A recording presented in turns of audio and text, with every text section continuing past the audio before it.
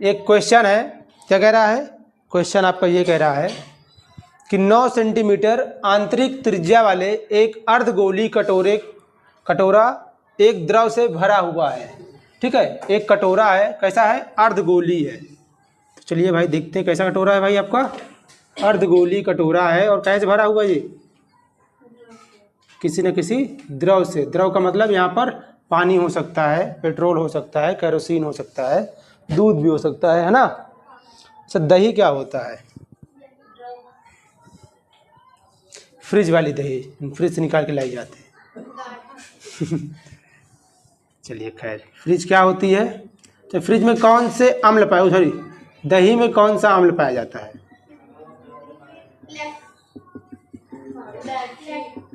Lactic अम्ल।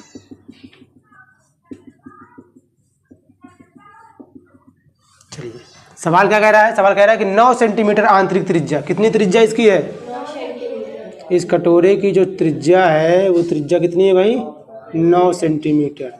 तो इसका व्यास कितना होगा,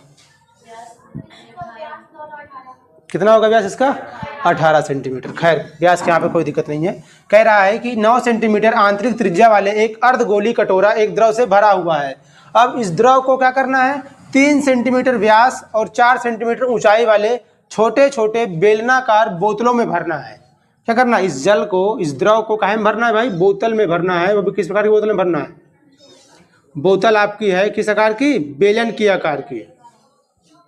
तो आपको ये पता लगाना है कि जो द्रव जो है वो कितनी बोतलों में आएगा, है ना। आपको ये पता लगाना है कि बोतलों में, ये कुछ बोतल इस टाइप का है, इसका व्यास दे रखा है, कितना व्यास है, 3 सेंटीमीटर। इसका व्यास है 3 सेंटीमीटर और इस बोतल की ऊंचाई जो दे रखा है 4 सेंटीमीटर दे रखा है। इतनी बात तो समझ में आई। ये एक बोतल का साइज दे रखा है ना, यहाँ पर एक बोतल का साइज दे रखा है और बताना है आपको ये है कि इसी साइज की कितनी बोतलों का यूज करके हम इस अर्धगोले कटोरे के पानी को या द्रव को कितना रख सकते हैं। बोतलों की संख्या बतानी है आपको। तो क्या करेंगे इसमें, सर्वप्रथम आपको ये करना है कि इस गोले का आयतन निकालना, सॉरी इस अर्धगोले का क्या निकालना है, आयतन। फिर इस बेलनाकार जो आपका बोतल है ना, इसका निकालना है क्या, आयतन। दोनों का आयतन निकाल करके बेलनाकार बोतलों की आयतन से अर्धगोले कटोरे के आयतन को क्या करेंगे, डिवाइड कर देंगे।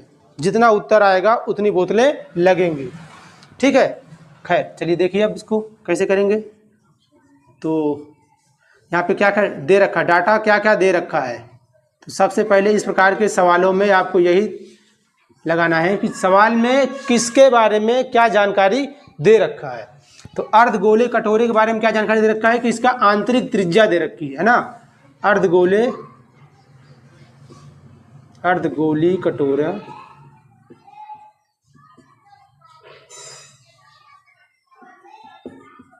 कटोरे की त्रिज्या कितनी है भैया,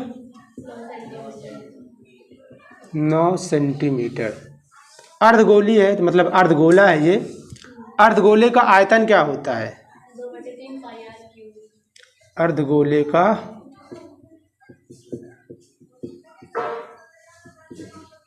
आयतन 2/3 पाई आर क्यूब। ठीक है, अब यहाँ पर आर का मान पता ही आपको है, रख करके इसका कैलकुलेट करते हैं कितना आएगा। थोड़ा निकाल के बताओ जल्दी से, कितना इसका आ रहा है आयतन। जब पाई के पदों में रख रहे हैं, पाई से पाई कट जाएगा। पाई का मान रहने देते हैं, यहाँ पे रखिए आर का मान। तो 9 का क्यूब, 9 का क्यूब कितना होता है, 729 है ना। 729 का दुगना कितना होगा, 3 से काट दो, एक कट जाएगा ना जी।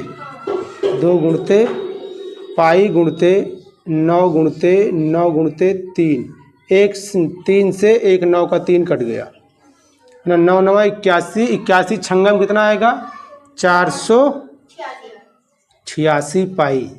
ये आ गया किसका आयतन, तो अर्धगोले का आयतन निकल आया। अब हमें निकालना एक बोतल का आयतन। एक बोतल का आयतन क्या होगा, बोतल किस आकार की है, बेलनाकार है। इसे बोतल का कितना आयतन होता है भाई, बेलन का आयतन क्या होता है? पाई आर स्क्वायर एच।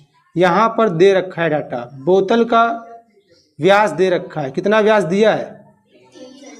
बोतल का व्यास 3 सेंटीमीटर है, तो बोतल की त्रिज्या कितनी होगी? 3/2 सेंटीमीटर। हाँ वो भी सही है, 1.5 सेंटीमीटर भी सही है, और 3/2 सेंटीमीटर रखेंगे, भी कट पिट जाएगा यहाँ पर। और ऊंचाई दे रखा है 4 सेंटीमीटर, रखते हैं इस पर। तो कितना निकलेगा? पाई का मान नहीं रखना है, क्योंकि पाई का मान हमने गोले में भी नहीं रखा था, तो यहाँ भी नहीं रखेंगे, अभी कट जाएगा जी। आर का मान रखो 3/2 का स्क्वायर, मतलब 3/2 गुणते 3/2। ऊंचाई 4 सेंटीमीटर, काटोगे 2 दूनाई 4, 2 से 2 कैंसिल, कितना आया? 9 पाई सेंटीमीटर क्यूब। 9 पाई जो निकला, ये किसका आयतन निकला? एक बोतल का आयतन है। अब आपको पता लगाना कितनी बोतलें लगेंगी, तो बोतलों की संख्या, बोतलों की संख्या बराबर क्या बनेगा? अर्धगोली कटोरे का, अर्धगोली कटोरे का आयतन बटे एक बोतल का आयतन।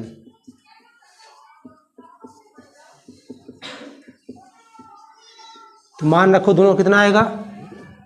एक का है 486 पाई और एक का है 9 पाई। सही है? पाई से पाई क्या हो जाएगा? कट जाएगा। 9 से इसको काटोगे, ये भी कट जाएगा, कितना कटेगा? 9 छक 54, मतलब बोतलों की संख्या कितनी होगी टोटल? 54 बोतलें लगेंगी, जो इस अर्धगोली कटोरे में द्रव भरा हुआ है उनको रखने के लिए। ये फाइनली आपका आंसर है।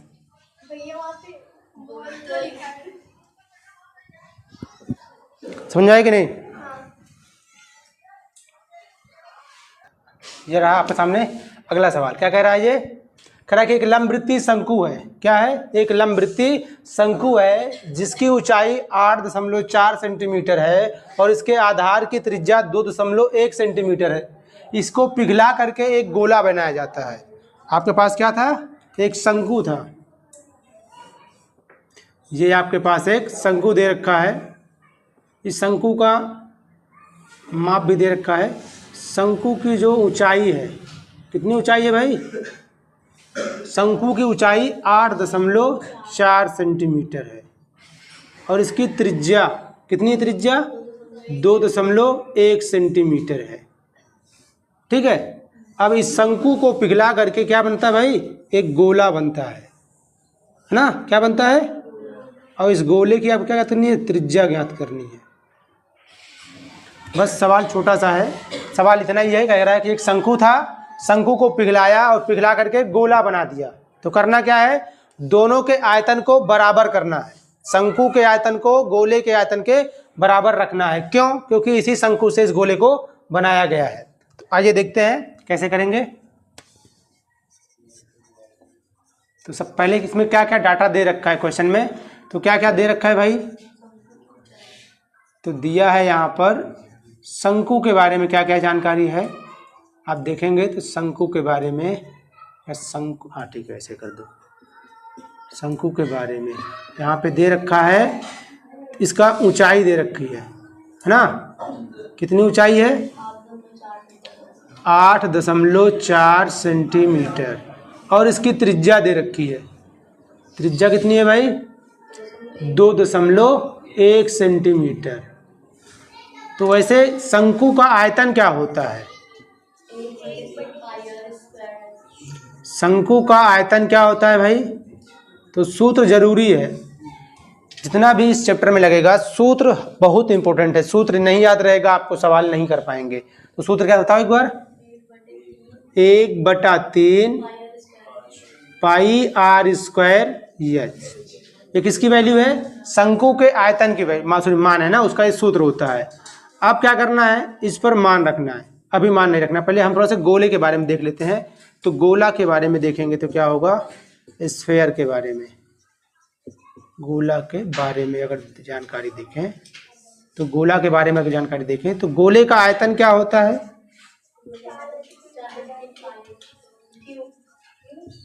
हाँ 4/3 पाई आर क्यूब होता है। ठीक है, मिस्टेक ना करना भाई। 4/3 पाई आर क्यूब होता है ये गोले का आयतन, और 1/3 पाई आर स्क्वायर एच ये किसका होता है, शंकु का आयतन। चूंकि क्या है कि इसी शंकु से इस गोले को बनाया जा रहा है, इसलिए दोनों के आयतन क्या होंगे, आपस में बराबर होंगे। लिख लेंगे उसी बात को कि चूंकि शंकु से गोला बन रहा है ना, शंकु से गोला बनाया जा रहा है, बनाया, इसलिए क्या, शंकु का आयतन बराबर गोले का आयतन। तो ये शंकु का आयतन इसके स्थान पर रख दो, 1/3 पाई आर स्क्वायर एच। गोले का आयतन 4/3 पाई आर क्यूब। पाई से पाई कैंसिल आउट, 3 से 3 भी काट दो, है ना। और कुछ बच रहा है इसमें, अब आर से आर ना काट देना, इसको R1 मानना, इसको R2 मानना, क्योंकि दोनों के अलग अलग त्रिज्या है ना। यहाँ पे R1 बोले तो शंकु की त्रिज्या पता है हमें, कितनी त्रिज्या है शंकु की, 2.1 है। इसका स्क्वायर गुणते ऊंचाई कितनी है, 8.4 बराबर बचा कितना इधर, 4 गुणते r की घात 3 या r क्यूब। इसी r का मान निकालना है आपको ना, गोले के आयतन का मान R2 का मान निकालना है। तो चलिए भाई इसको सॉल्व करते हैं। इस 4 को इधर भेजेंगे, काहे में आएगा, बटे में, तो बटे में ला दीजिए इसको। ये लिखा हुआ है आपका 2.1 का होल स्क्वायर गुणते 8.4/4 बराबर r की घात 3, R2 क्यूब है। R2 क्यूब जो निकलेगा वो कितना निकलेगा भाई, R2 क्यूब देखेंगे यहाँ 4 से कट जा रहा है, 4 दूनी 8, 0.4 इकन्ने 4, सेम वही चीज लिखा है ना। तो 2.1 का होल स्क्वायर पहले से था, एक और गुणे में आ गया, तो इसका भी गुणा करेंगे कितना हो जाएगा, 2.1 की घात 3। अब इधर भी R2 का मान भी कितना है, घन में है ना। तो दोनों तरफ से घातों की तुलना करेंगे तो घातें हट जाएंगी, या ऐसा समझिए R2 बराबर आएगा इधर घनमूल, है ना। 2.1 की घात 3 का घनमूल निकलेगा, तो घन से घनमूल हट जाएगा और R3 की वैल्यू आ जाएगी 2.1 सेंटीमीटर। ये गोले की क्या होगी, त्रिज्या होगी। नहीं समझ में आया, आ गया ना, सरल है। बस आपको इतना पता चल जाए कि सूत्र कौन सा लगेगा, क्योंकि सूत्र आपको याद करना पड़ेगा। बिना सूत्र याद किए आप इस पृष्ठीय क्षेत्रफल और आयतन वाले चैप्टर से एक भी क्वेश्चन नहीं अटेम्प्ट कर पाएंगे। तो कृपया करके सूत्र जरूर याद करें भाई। चलिए अगला क्वेश्चन देखिए। अब क्या कह रहा है कि एक टंकी है जो बेलनाकार की है, ठीक है, किस आकार की है, एक पानी से भरे एक बेलनाकार टैंक को 225 लीटर प्रति मिनट की दर से खाली किया जाता है। यदि उसके आधार का व्यास, उसके आधार का जो व्यास है वो कितना है, 3 सेंटीमीटर है, और उसकी ऊंचाई 3.5 मीटर है, तो वह कितनी समय बाद आधा खाली हो जाएगा। मतलब वो जो टंकी बेलनाकार आपकी है वो 225 लीटर प्रति मिनट की दर से खाली हो रही है, तो आपको बताना है कि वो कितने समय बाद आधी खाली हो जाएगी। तो इस सवाल को कैसे किया गया है इसको थोड़ा ध्यान से समझते हैं। यहाँ पे दे रखा है बेलनाकार टंकी का व्यास कितना दिया हुआ है, 3 मीटर दे रखा है, ठीक है, और इसकी त्रिज्या कितनी है, 3। अगर हम त्रिज्या की बात करेंगे तो त्रिज्या कितनी आएगी भाई, त्रिज्या आपकी आती है व्यास की आधी, तो त्रिज्या आपकी हो जाएगी 3/2 मीटर, और इसकी ऊंचाई दे रखी है, बेलनाकार टंकी की ऊंचाई कितनी है, 3.5 मीटर है। तो हम लोग निकालेंगे पहले टंकी का आयतन। क्या निकालेंगे, टंकी का आयतन। तो टंकी का आयतन कैसे निकालेंगे, टंकी किस आकार की है, तो टंकी आपकी है बेलनाकार की, मतलब बेलन के आकार की है ना। टंकी आपकी बेलन के आकार की है, तो बेलन का आयतन क्या होता है, पाई आर स्क्वायर एच। इसको रख करके हमने कैलकुलेट किया तो हमारे पास टंकी का आयतन आ गया 99/4 मीटर क्यूब, ठीक है। ये आपका आ गया क्या, टंकी का आयतन। क्योंकि टंकी का आयतन यहाँ पे मीटर क्यूब में है और टंकी में पानी भरा हुआ है, अगर हमें ये पता लगाना है कि टंकी में कुल कितना पानी है, तो अगर ये पता लगाना है तो क्या करेंगे हम लोग, उसमें हम जानते हैं हमारे पास एक फार्मूला होता है, और वो फार्मूला क्या है, सिंपल फार्मूला है कि 1 मीटर क्यूब बराबर 1000 लीटर होता है। 1 मीटर क्यूब बराबर 1000 लीटर होता है। तो हमारे पास है 99/4 मीटर क्यूब। तो इतना कितना आएगा भाई? अगर इतने में देखेंगे तो आएगा 99/4 गुणते 1000 लीटर। इसको हल किया तो आपके पास आ गया 99 गुणते 250 लीटर, या कह सकते हो टंकी में कुल कितना पानी है। जो टंकी में पानी है उस पानी का क्या आयतन है? तो उस पानी का आयतन है 24,750 लीटर। ठीक है, हमें ये पता लगाना है कि ये टंकी जो है आधी कितने समय में खाली होगी। तो हमें तो ये बात की जानकारी हो गई कि टंकी में कितना पानी है, 24,750 लीटर है। अब इसको खाली करने में कितना समय लगेगा? तो यहाँ पे दर दे रखा था, जो पानी किस दर से खाली हो रहा है, तो 225 लीटर प्रति मिनट की दर से खाली हो रहा है। लिखा भी है कि चूंकि टंकी को 225 लीटर प्रति मिनट की दर से खाली किया जा रहा है, इसलिए पूरी टंकी को खाली होने में कितना टाइम लगेगा भाई? तो कितना टाइम लगेगा? यही आपकी पूरा पानी बटे दर। तो पानी कितना है? 99 गुणते 250 और दर कितना है? 225। इसको हल किया, इसको काट पीट कर आंसर निकाला, तो पूरी टंकी खाली होने में 110 मिनट लेगा। ठीक है, पूरी टंकी खाली होने में 110 मिनट लेगा। तो आधी टंकी खाली होने में कितना समय लगेगा? तो 110 का आधा मतलब 55 मिनट लगेगा टंकी को आधा खाली करने में। अगर टंकी को पूरा पूरा खाली करना होता तो टाइम लग रहा था आपका, तो आपका टाइम लग रहा था टोटल 110 मिनट। ठीक है, आपको ये सवाल भी समझ में आया होगा।